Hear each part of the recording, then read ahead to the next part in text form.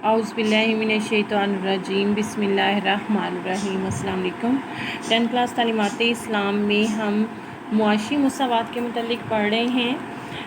حضور اکرم صلی اللہ علیہ وآلہ وسلم کی سیرت طیبہ اور ارشادات گرامی نے انسانی زندگی، عزت و ناموس اور مال و اسباب کا تحفظ فراہم کیا۔ آپ صلی اللہ علیہ وآلہ وسلم کے ارشاد کے مطابق انسان کو حق حاصل ہے کہ معاشرہ اس کی جان و مال کا تحفظ کرے۔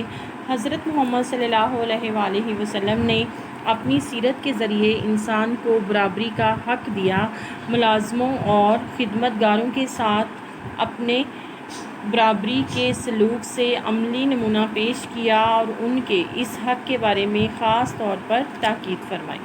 تو 10 کلاس اب ہم اپنے سبق کی پڑھائی کریں گے اور مختصر سوالات اور ان کے جوابات بھی دیکھیں گے۔ اللہ تعالیٰ نے رزق کی تنگی اور فراغی مصلحت کے تحت اور انسان کی آزمائش کی خاطر اپنے ہاتھ میں رکھی ہے۔ قرآن کریم میں اس حقیقت کو یوں بیان کیا گیا ہے، ترجمہ: اور اللہ وہی ہے جس نے تمہیں زمین میں نائب بنایا اور تم میں سے ایک کو دوسروں پر درجوں میں بلندی دی تاکہ جو کچھ عطا کیا اس میں تمہیں آزمائے۔ چوتھے نمبر پر جنہیں رزق میں فراغی عطا کی گئی ہے ان کا فرض ہے کہ وہ مفلس اور محتاج لوگوں کی مدد کریں۔ ارشاد باری تعالیٰ ہے، ترجمہ: ان کے مال میں ضرورت مند سائل اور محروم کا حق ہے۔ پانچویں نمبر پر اسلام جائز وسائل سے کمائی ہوئی دولت میں حق ملکیت تسلیم کرتا ہے اور جب وہ دولت ایک حد سے بڑھ جائے تو اس پر زکوٰۃ عائد کرتا ہے۔ زکوٰۃ نقدی، مال تجارت، سونا چاندی اور مویشیوں پر عائد ہوتی ہے اور عشر وغیرہ زمین کی فصل اور غلے پر عائد ہوتا ہے تاکہ حکومت عشر اور زکوٰۃ کی آمدنی سے رعایا کے حقوق ادا کرے۔ زکوٰۃ کی ادائیگی میں سستی یا نافرمانی کو برداشت نہیں کیا جاتا۔ خدا کا فرمان ہے، ترجمہ: نماز قائم کرو اور زکوٰۃ دو، اس پر شاہد ہے۔ اگر حکومت کو ضرورت پیش آئے تو وہ اغنیاء پر زکوٰۃ کے علاوہ اور ٹیکس بھی لگا سکتی ہے۔ حضور اکرم صلی اللہ علیہ وآلہ وسلم نے فرمایا، ترجمہ: بے شک مال میں زکوٰۃ کے علاوہ بھی حق ہے۔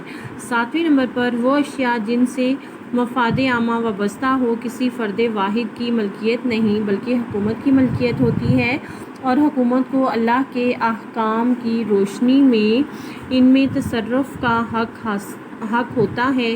سمندر، دریا، پہاڑ، جنگلات اور معدنیات وغیرہ پر اسلام براہ راست حکومت کا قبضہ تسلیم کرتا ہے۔ آٹھویں نمبر پر ہر شخص کی بنیادی ضرورتیں پوری کرنا اور اسے اس کی صلاحیت کے مطابق ذریعہ معاش مہیا کرنا حکومت کا فرض ہے۔ اگر کوئی شخص ضروریات زندگی سے محروم ہو کر وقت گزار رہا ہے تو اس کے بارے میں اہل محلہ اور حکومت کے ارکان اللہ کے ہاں جواب دہ ہوں گے۔ آپ صلی اللہ علیہ وآلہ وسلم کا فرمان ہے، جس بستی میں کسی شخص نے اس حالت میں صبح کی کہ وہ رات بھر بھوکا رہا، اس بستی والوں سے اللہ تعالیٰ کی حفاظت کا ذمہ ختم ہو جاتا ہے۔ نویں نمبر پر اسلام دولت جمع کرنے کے مقابلے میں اچھے کاموں پر دولت خرچ کرنے کو پسند کرتا ہے اور ارتکاز دولت کی جگہ دولت کی تقسیم پر زور دیتا ہے۔ انفاق فی سبیل اللہ قرآن کریم کا ایک مستقل عنوان ہے۔ مال پر زکوٰۃ کی ادائیگی تو فرض ہے، اس کے علاوہ ضرورت سے زیادہ مال اللہ کی راہ میں خرچ کر دینا بہت بڑی نیکی ہے۔ ارشاد باری تعالیٰ ہے، وہ تم سے سوال کرتے ہیں کہ وہ کیا خرچ کریں، کہہ دیجئے کہ جو کچھ ضرورت سے زائد ہو۔ اگر انسان اللہ کے اس فرمان پر عمل کرے تو دنیا میں کوئی شخص بنیادی ضرورتوں سے محروم نہ ہو اور اونچ نیچ ختم ہو جائے۔ الغرض اسلام اپنے معاشی نظام کی بنیاد ان حقائق پر رکھتا ہے جن کی موجودگی میں کوئی شخص معاشی ناانصافی کا شکار نہیں ہوتا۔ یوں اسلام ہر قسم کے سماجی انصاف کی ضمانت دیتا ہے۔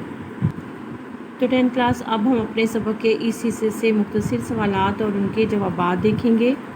10th کلاس مختصر سوالات میں ہمارا پہلا سوال ہے، اللہ تعالیٰ نے رزق کی تنگی اور فراگی اپنے ہاتھ میں کیوں رکھی؟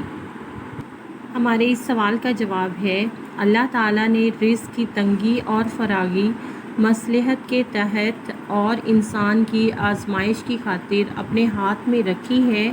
قرآن کریم میں اس حقیقت کو یوں بیان کیا گیا، ترجمہ، اور اللہ وہی ہے جس نے تمہیں زمین میں نائب بنایا اور تم میں سے ایک کو دوسرے پر درجوں میں بلندی دی تاکہ جو کچھ عطا کیا اس میں تمہیں آزمائے۔